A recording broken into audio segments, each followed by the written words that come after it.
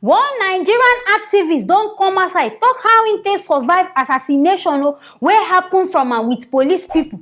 Since when police turn assassin? Police now don't start to dey kill people because this whole matter now I no dey understand. This man talk say then this men they wear black, carry black heelers, and for this heelers sef they write police. The man wey even dey pursue them, the man carry police cap like they wear police, write police on top of the thing head. So you notice say then these people they pursue am. In fact they don't dey trace am since, but you gonna look and say why be say if I follow left, this one say go follow left.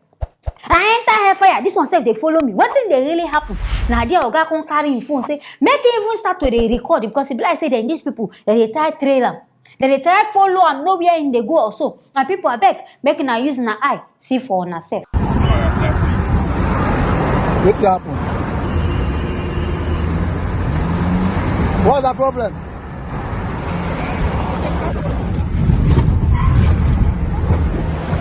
What is your problem? Can you imagine? But I don't see wetin happen to this man. And they talk say this man now in second time where these people they try kill him. Abeg wetin this man do to una?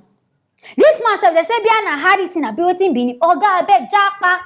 If you know the best route Biana inside water or Biana just disappear from Nigeria because e be like say these people don't dey mean you. Wetin you do then these police people abeg? Honestly, this man don already cock him gun. In fact, the man will even shoot this man. Imagine this kind of person will get Dracula face as police. In face self go dey fear you. So how person won't go meet you say, make you come protect me? Your face self alone dey fear person. So I dey surprised how police go even gather say na this kind man when in face strong like this, now they won't use as police officer. Nigerian people I no dey understand. But this man now don dey come out and say, if say no be God, therefore don't even kill him.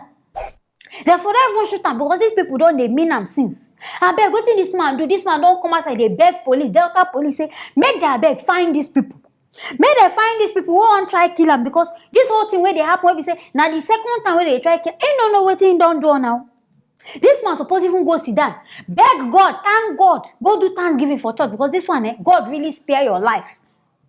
If not be something for just they hear say you don't die, and this one say if you be warning, they don't do a first one they no see you, second one they no see, or that third one you know be an idea God go contact say yes you know they hear what come up from Nigeria.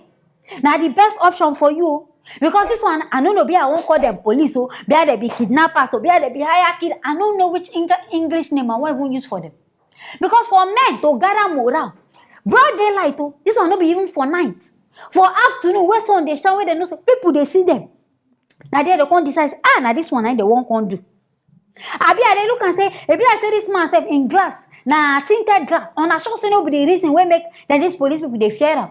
Abi they just want to do a small shakara say, okay, come on for road now, be this whole thing. But even if you won't do person shakara, I'm not sure say you go reach the extent say you go come the cock your gun say you won't shoot the person. I'm not sure say they reach that kind of stage. My people make na they careful. Because even if say they won't even use this man say play, they won't use them. If they gather you for somewhere, we say you just go even fear small. Oga, now their billing go start on a no police. If they just fear you can't go fear say, police don't fear, you can't go back. In fact, you go pay all the money we say you don't even expect for this life. Now there you go start to pay.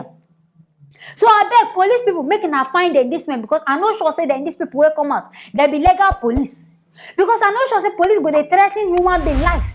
Police go just come and say he won't come shoot person for no better reason.